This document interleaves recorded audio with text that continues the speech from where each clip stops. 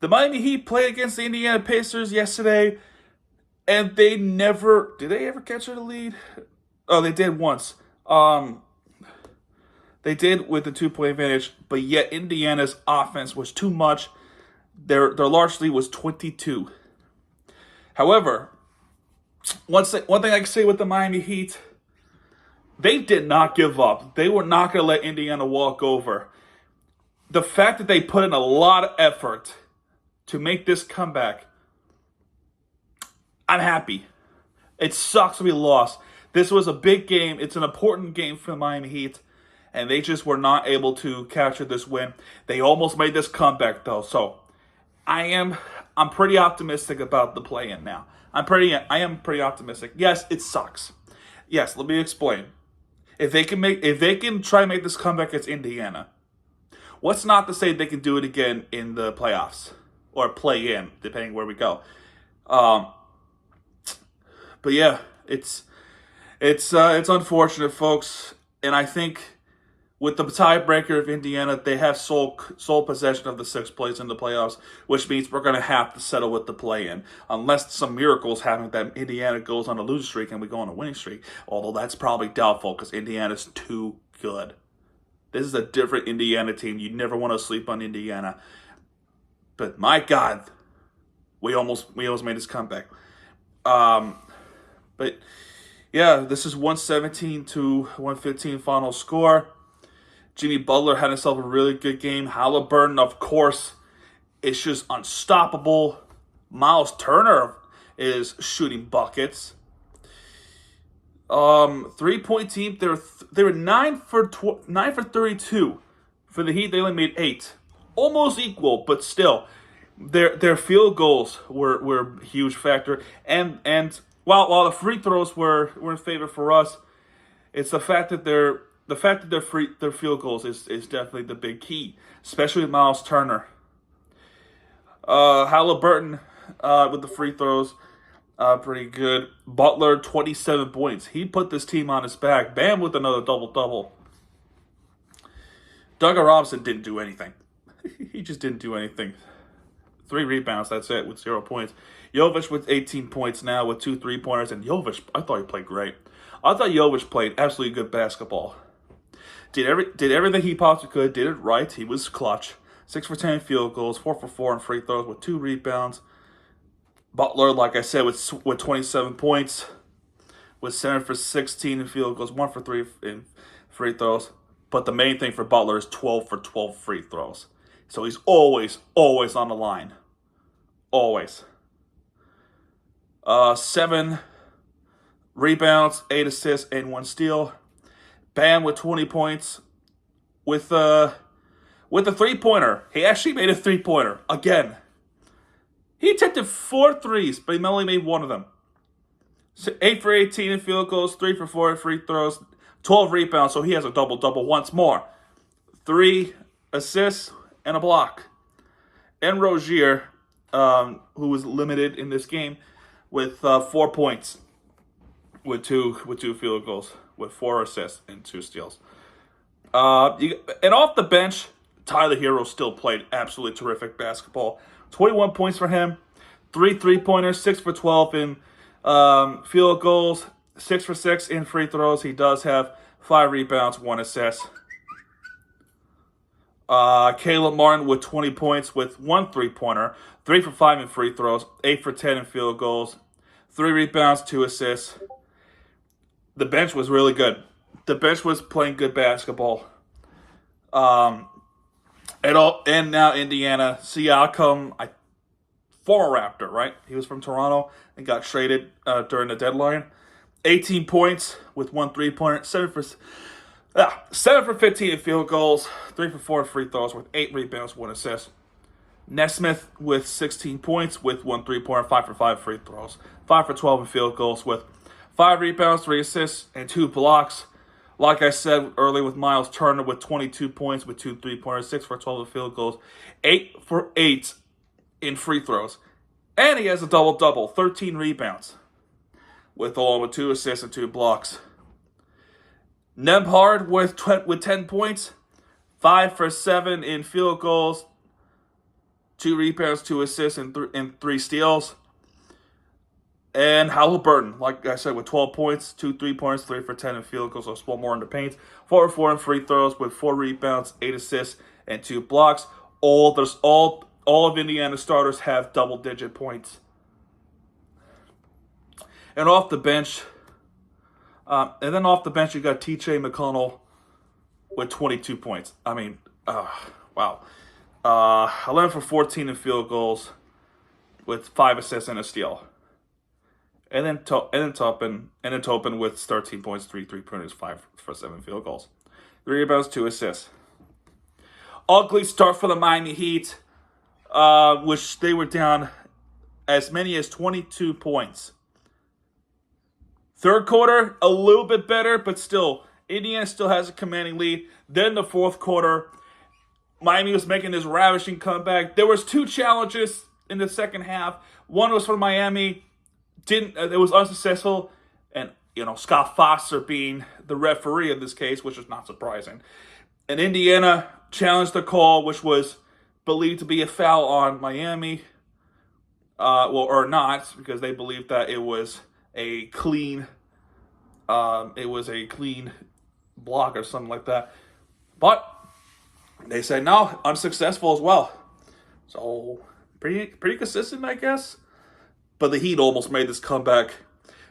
They were making his free throws to try to stay alive. The defense was playing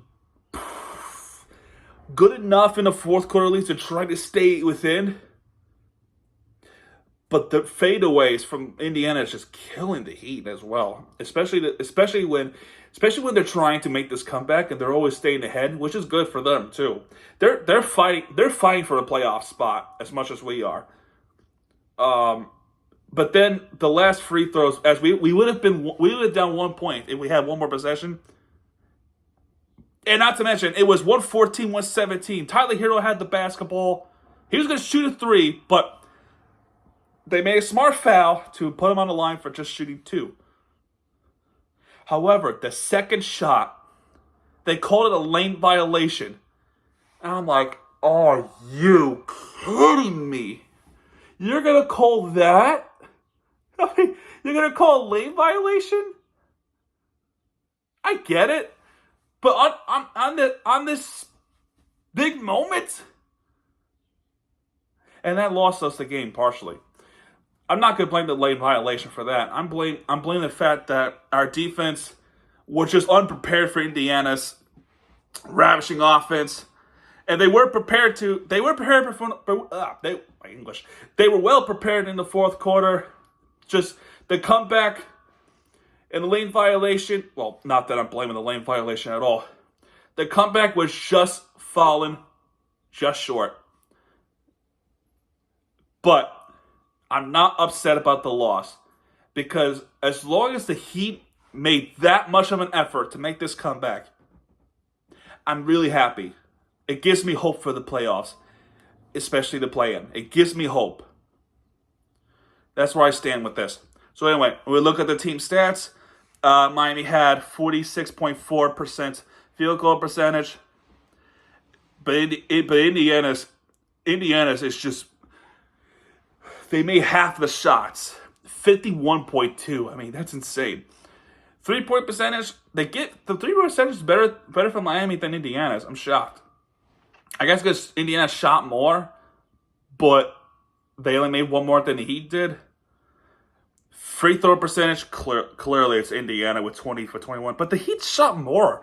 That's because Butler keeps going on the line. And then there was a defensive 3-second violation as well, so they have a technical foul. But still, what went wrong for the Heat?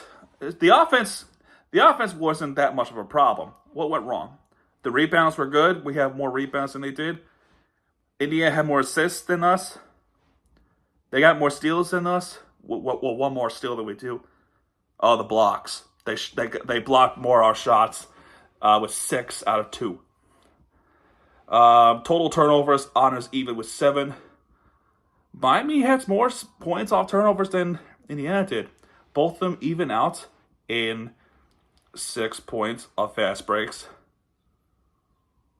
Points in the paint, 58 for Indiana, 42 for Miami.